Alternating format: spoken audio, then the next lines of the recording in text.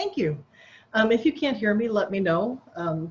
I live on a very busy street and occasionally my words get subsumed in passing trucks. So today is basically taking a look at how Santa Monica College Library dealt with a very fast pivot into remote instruction. I think based on what I've seen on the lists, the majority of what we do is very similar to what other colleges are doing. And I thought it would be a good conversational jumping off point to start with that and see what other people are doing and what's working and what's not and what we can learn from one another. So I'm Bren Antrim, as Kelly mentioned, I've been at Santa Monica College for 21 years now, and I was hired as the Collection Development Chair and our Collection Development Librarian, and I'm currently Chair of the library. So let's talk a little bit about what we're doing. And we'll start with a little bit about the college itself to sort of set the stage for what we were dealing with when we had to pivot. For about the last 5 years, we have averaged between 30 and 32,000 students in headcount. And I prefer looking at headcount as opposed to FTE or full-time equivalent, because I want to look at the number of students literally that we have to reach out and find in some way. And of those, they were enrolled in approximately, generally about 3,000 sections a year over the past 5 years, and this has not changed much over the past 5 years, including this year. I am a past chair of the curriculum committee, and I've been on the curriculum committee as the librarian representative for a couple of decades. So one of the things that we're struggling with is the fact that between now and December, any course that hasn't yet been certified for distance education presentation or modality must be. And we have 750 currently offered classes, not sections, but courses that have never been offered DE. And they are currently being, or were currently being offered on ground and had to do this pivot. So there are a lot of faculty who are brand new to this, and there are a lot of students who are also brand new to that. So this was something that I think we all had to face going into this.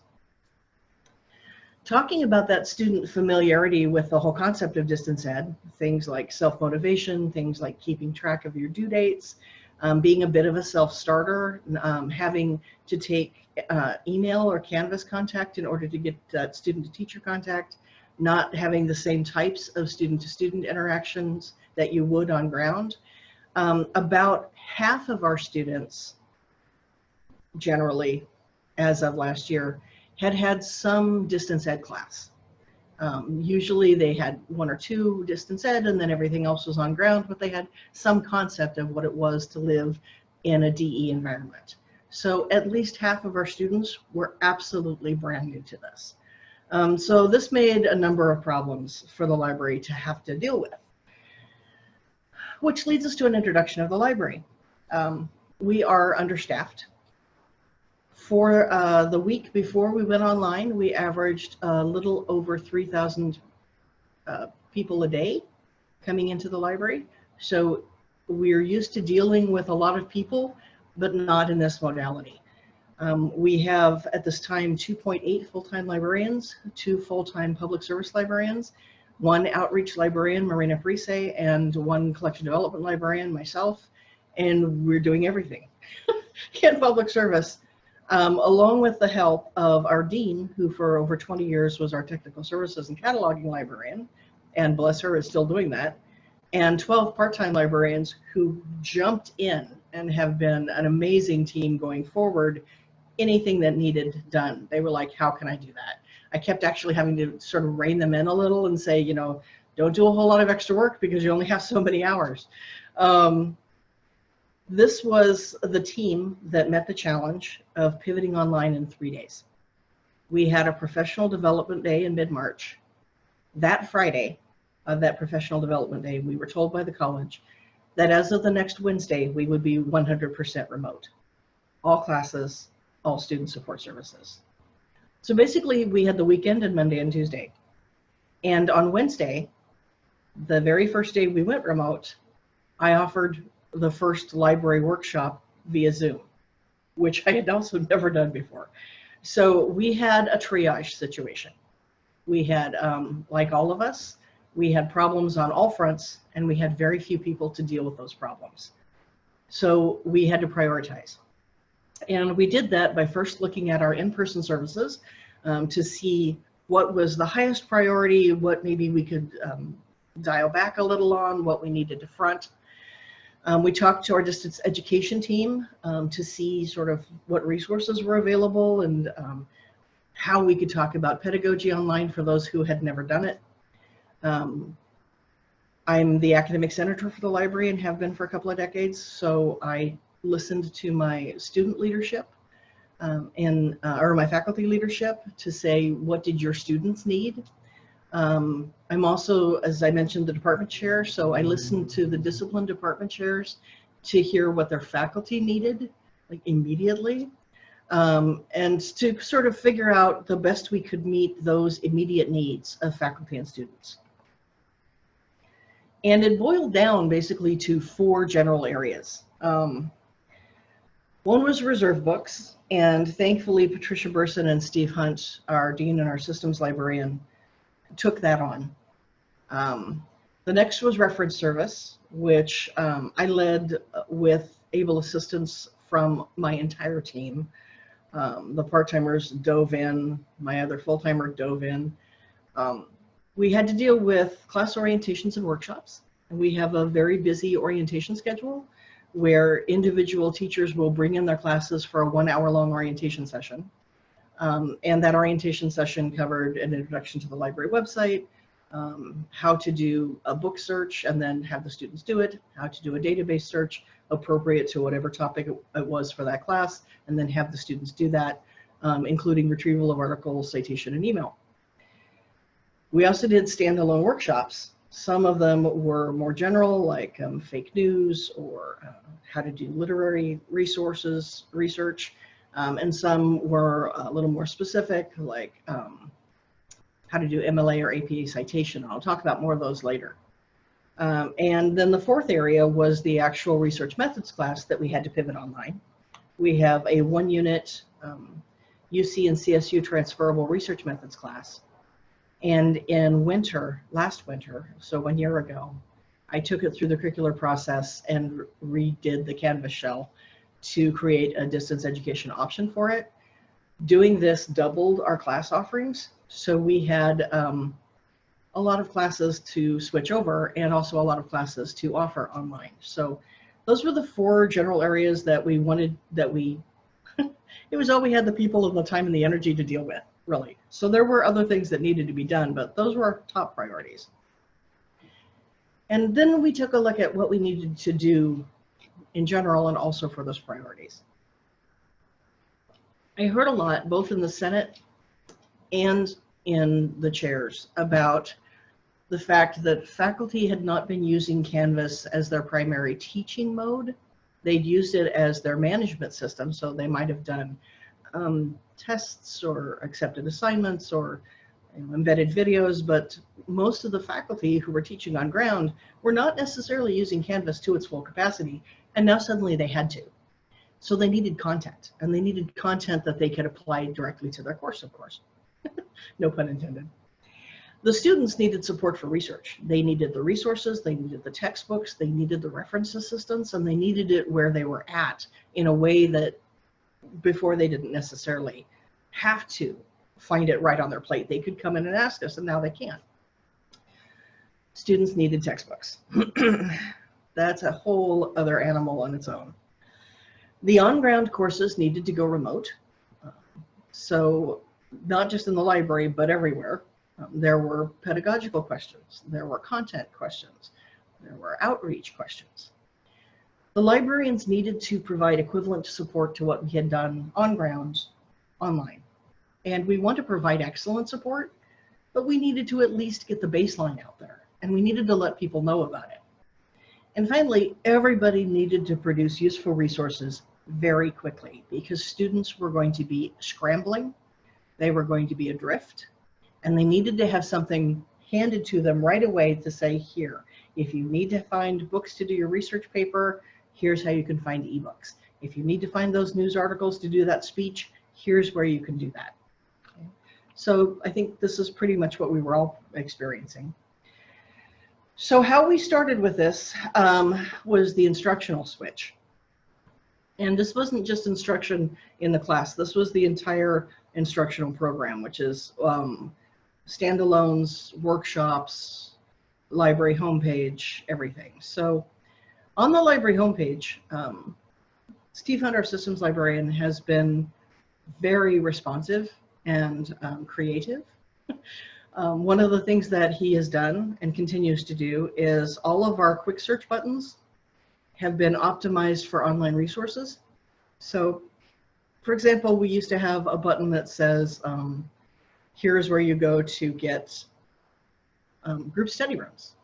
And now instead it says research guides. So all of our student support links have now gone online. Ask a Librarian is prioritized, which is our 24/7 chat reference.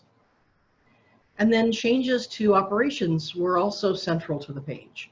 So once again, Ask a Librarian is highlighted. We do that with everything. Talking about fines because students were worried about it. Talking about returns because students are worried about that. And then down below that, either changed or new resources that we put up that I'll talk about a little bit later. And this resources, I was very happy to see. It was actually picked up by the college, and when they created a brand new online FAQ for the college, this was included for the library portion of that. So that was encouraging. We changed all of our orientations, our one-shot instruction to Zoom orientations immediately. Marina Parise is our de facto orientation coordinator, and she contacted all of the faculty on the schedule, and we had a fantastic response. This is a relatively busy part of our instruction program. We teach between 350 and 400 or more, depending on the semester, orientations in fall and spring alone. And only 2 or 3 instructors decided that they didn't want to get their orientation via Zoom. Not only that, within about a week to 10 days after we switched to remote, we started getting orientation requests at nearly the same pace that we got them when we were on ground. So the faculty were responding very quickly and very positively to this change.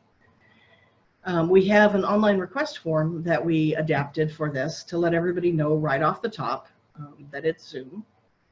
And what we ask for from the instructors, besides giving them contact information, is, and asking for theirs, is a little bit of information about the assignment that they're currently doing or that they're preparing their students for, because this allows us to do a little prep work and also determine which of our databases is best to use for that general presentation we give everyone. We ask what citation style that they're looking for so we can point their students toward that. And they can request orientations for up to 3 sections with this one form. So that's been pretty popular. The other thing that we were looking at, this was sort of overall, is we did not have the time or the people to do a truly coherent or cohesive program presentation. So what we did instead is we looked at small pieces of information that could be used flexibly wherever they needed to be. We don't have the librarian power to be embedded in courses. We don't have enough staff to be as responsive as we'd like to be on an individual basis.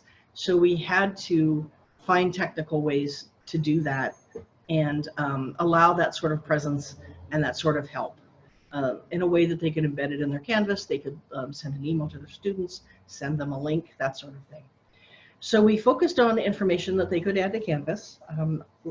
In winter, when I switched and created the DE Canvas shell, I got an individual subscription to Screencast-O-Matic, which I highly recommend.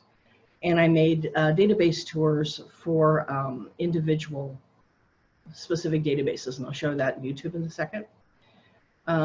For our workshops, we did synchronous workshops, and then I took those Zoom sessions because Zoom has a time limit, like 120 days, and then the Zoom session video goes away. So I downloaded the MP4 to my computer, uploaded it to YouTube, fixed the captions, published it on YouTube, and then shared those links on our video page that is right here. Now our workshops have traditionally only been offered fall and spring and not in summer or winter. So I really like the fact that we can now have these on video over summer and winter for faculty to use for their students. We included research methods, which is, it's kind of like a student drop-in version of an orientation. It covers all of those same things, ebooks and citation and retrieval of articles from databases, but it's smaller and tailored toward the questions that students bring to it. We have a fake news workshop, using websites for research. My second master's is in communication critical studies, so this is sort of a passion project of mine. So I did a communication research program that is actually not just research. It also talks about the field itself and various jobs and professional organizations and that sort of thing. There's a literature research workshop that was done. Marina Parise did an MLA cited workshop, and one of our part-timers, Lisa Youngin, did an APA references workshop.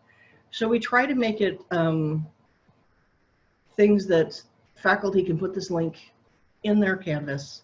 A student can come watch the video. We've embedded code words at the end of each video, so the student can then bring those code words back to their instructors and get extra credit. Okay. We wanted to make this broader and easier for people to access than having to just go through the library homepage. So we requested a sub-channel under the SMC official channel on YouTube, and were granted it. And I became sort of the de facto administrator of that, just because Steve was busy and I was making most of the videos. And that YouTube channel, if you want me to pause to answer questions, just let me know. But the YouTube channel, I'm going to actually show you the administrator's page and not the one that the subscribers see. We have a couple of different playlists on this to make it easier for people to find things. One is website resources, which are things that are not databases. So it's like all of the workshops, all of that. And then we have database tours. So the library website resources include those workshops that I just showed you, as well as like mini vids, like a very short video on how to create hang indents on MLA, works cited. One of our other part-timers, I can't actually see it on here, might still be processing it, but Michelle Robinson did one on how to find ebooks. Okay.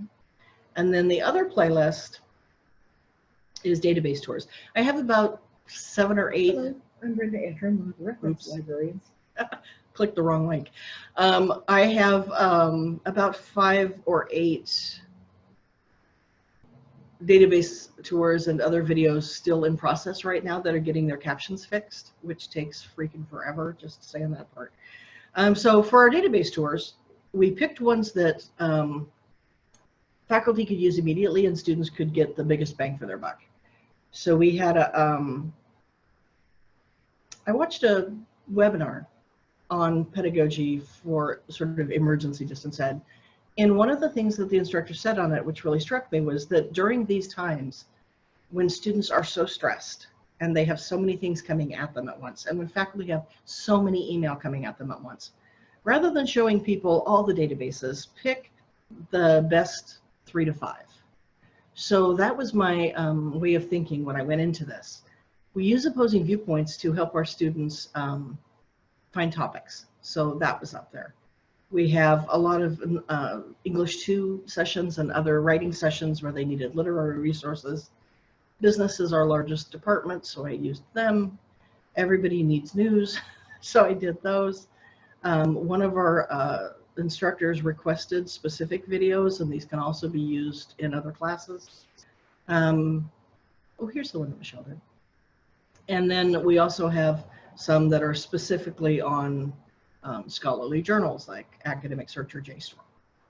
So that was sort of our thinking, my thinking when I went about doing the videos.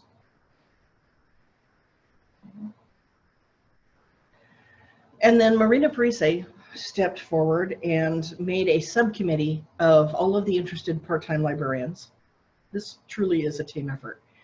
And our lib guides had been sort of static and not very useful due to a history that was ugly and I won't get into. So Marina said, enough, we need to find a way that we can use these. So she led the charge to completely expand, revise, and update our lib guides. And they did a magnificent job. These are still in process and will continue to be in process. But what I like about this, they are by discipline based on the way that our school decided to do pathways. So they align with the various pathways that we have listed. We have also included a couple of current events like upcoming elections and COVID-19. And we have a frequently asked questions. Over on the right side, we have some generally useful databases. So we have JSTOR for scholarly journals. We have opposing viewpoints for the sort of little buffet that is.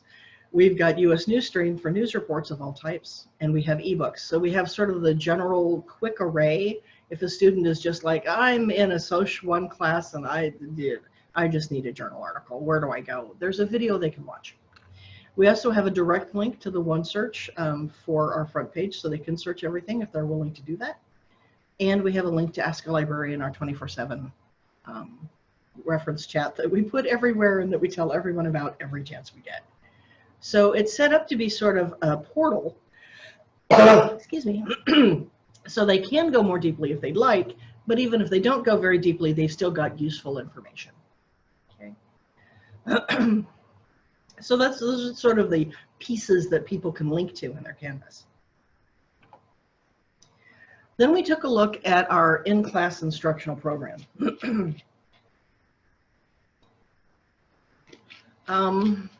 I'm the de facto lead on DE for instruction just because I was the one who did it. In spring, when we switched over in that 2 days, we were currently teaching 3 sections. 1 section DE, 2 sections on ground, taught by Mary Carpenter and Cynthia Bautista. These librarians got online with their courses, neither of them having ever taught online in 2 days. I am so impressed with them. We then found out that the school was going to remain remote for summer and fall. And of the 5 librarians, 2 full-time and 3 part-time who would be teaching, I was the only one with DE experience. So we all used my Canvas shell that I created for DE, and Mary and Cynthia did synchronous sessions and put the Zoom vids in their Canvas for the async option because, like all of our students are dealing with food insecurity, health insecurity, housing insecurity, sharing devices and internet with siblings who are also online. And in my 2 classes that I'm just completing today, I had at least 4 cases of domestic violence, protests, confusion, implosion. So we tried to make it as easy for everybody as we possibly could. In addition to this, Summer, Alberto Romero, another of our part-time librarians, has been teaching our young collegians, which is a half high school, half college class every summer. And he collaborated, Alberto collaborated with the administrator in charge of this, and they're going to be putting young collegians online this summer. And Alberto has also not done very much teaching online. So I'm an Air Force veteran, and I refer to this as a learning curve like a combat takeoff. We have all had that. So yay us. The next part that we had to take a look at is reference service. And this is conversely one of the easiest to change over and one of the hardest to get the word out. My dean, Trish Burson, fights for us, and our administration is appreciative of us, and our faculty is supportive. So I consider myself blessed. The library managed to maintain all of our hours for reference. We had no cuts. Which is wonderful because many of our part-time librarians have had cuts both in the public libraries where they work and in some other colleges where they work. So I was extremely happy for this. The technical challenge here was that we had never used the web interface for chat. We always used the locally installed chat widget. So transitioning to the web interface was a systems challenge for Steve, who had to set us all up and train us all very quickly, and a learning curve for both the students and the librarians. So we were doing a whole lot of checking one another. Add to that, I loaned 2 of my librarians Chromebooks, and the college loaned 2 others Chromebooks. The college had a Chromebook lending program for students, staff, faculty, and administrators. The student Chromebook lending program ran out of Chromebooks today.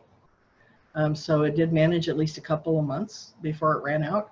But that means 4 of my librarians, including 1 full-timer, were also working on brand new technology as well as with brand new software. So, so the main problem that we've had with reference mainly has been marketing it. I market this, every one of us market it in every video that we do, in every orientation or workshop that we do, in every email contact or Zoom meeting that we have with faculty or students. Our reference stats have dropped 90%. We had a very, very busy in-person reference program. Students, even though the chat widget is embedded in every database that will allow us to embed it, and even though we market it like marketing hounds, they're not coming to it. So, so this is something that we're desperately trying to find input or suggestions or anything on how we can get people to use this. The people who do use it are extremely happy about it. Oh, I found this and yay, you saved my life. But, you know, finding it can apparently be difficult. Reserve textbooks are an equity issue. All of those obstacles that I mentioned earlier that students are facing because we went on remote are added to the fact that most of our students can't afford textbooks to begin with. So we have been advocating OER for about nearly 8 years now. I've been the librarian liaison for OER via the Academic Senate that entire time. You add to that the fact that even in emergencies, copyright still exists, and that there are problems with digitizing things, and there are problems with publishers coming forward and actually finding a pay system that allows for reserve books as opposed to just selling individually like they're set up to do. Steve and Trish have taken the lead on this, so I'm actually referring everybody to them on it. But one thing that, or a couple of things that we have done is that Trish has negotiated single title licenses for specific films and specific books that instructors need. One, in fact, we got the license cleared through our accounts payable 2 days before the faculty needed to use it in her Canvas shell. So a lot of this has been very much as needed, last minute. We're trying to work with publishers. Trish and Steve have joined librarians and administrators across the entire state, trying to work with publishers and even probably outside the states. And we're actively supporting expanding the OER, not just for our faculty to find OER to use for their students, but also because other colleges are contacting us because our faculty are putting things online without Creative Commons licenses that the library doesn't know about until, say, the City University of New York contacts and says, can we use your chemistry lab manual? And I say what? Who's the department chair? This is how you do it. Within a day, the department chair was like, oh yeah, we can do that. I hadn't even thought of that. Thank you, Sehat. So we got it licensed. They were able to use it. So it's going both directions, really. So there's been quite a bit of that going on. We do have an OER page. Some of the parts of the pages are outdated simply because the instructor who was the faculty lead on this is no longer faculty lead, and there is no one that they got to take her place. But some of them are still good. So the licensing part is good. And then the link of places to find OERs are also good. We have had an uphill battle, but we are getting more and more and more of our faculty to use OER. And if there is a silver lining to this incredibly screwed up pandemic mess, it might be that we are finally forced to take the time to put things in accessible formats online, and that we are being forced to explore options like OER that before we had perhaps easier ways to get around it, and now we don't. The training and systems challenges, a little bit of Steve, a little bit of me, a little bit of Trish taking care of this, a little bit of Marina. There were constant and very quick website revisions. Not only did we have revisions to the front page, in the past we never listed any trials, so this was talking about add some paid resources and several temporarily available resources. We have never listed our trials in the past. We've always just sent them to the chairs and said, please have your faculty try these, see if they like it. If they like it, we'll see if we can find the money for it. The students needed them too much. So for the first time ever, we listed trials, and we listed the end date of the trial in our interfiled in our regular databases list. Things like law, anatomy, that sort of thing. We also, he also reconfigured Alma Primo to stop the fines going out, to ghost or back channel print resources and emphasize and forefront e-resources, and to add those databases. There was support and training on the web interface, and then there was a, just last week, a change in the chat interface as to who owned our regular chat. Steve told me about this. I went tech. But he had to completely redo the interface on that. So we were testing that all day long as we were doing live chat. The part-timers in the subcommittee for live guides immediately just started giving ideas, making suggestions, and putting them into practice right off the bat. And then the outreach and collaboration from both our dean and our systems librarian to try to get access to ebooks for reserve is an ongoing challenge, and will be a huge challenge come fall. Leading to sort of my last sort of problematic area, letting the faculty, the community, the students know that the resources that they had been used to were still available to them in some format. They couldn't just walk into the library, but they could use chat, etc. So the way that I sort of did this, Trish and I both did this. She is dean and me as department chair. We did targeted email to all faculty in English, for example, for the MLA workshop or the literature workshop, to all faculty in comm studies for the communication research workshop, to all faculty for the fake news workshop. I did emails to the chairs regularly, about every 3 weeks, with up at the top, here are the new resources, here are the new videos available to you for your faculty to add to Canvas. And below that, as a reminder, here are all of these things that are also available to them. Don't forget, we're still doing orientations. Please let your students know about Ask a Librarian. Every Zoom meeting that I go to, I push library services. I'm a chair, I'm the senator, I'm on curriculum, I'm the FA rep. So every one of those Zoom meetings, when they have an announcement from members of the committee, I'm like, remember the library does this. We have Ask a Librarian. I have done more marketing in the last 2 months than I have in the last 21 years. And it's working because the faculty response is really positive. It's spotty, but it's positive. And our administration is also surprisingly very receptive. I mean,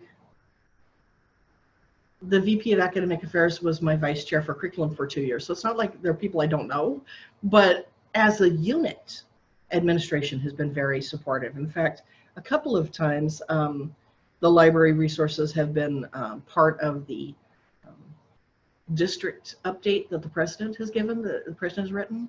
Library resources are on the college FAQ, which is actually a little surprising.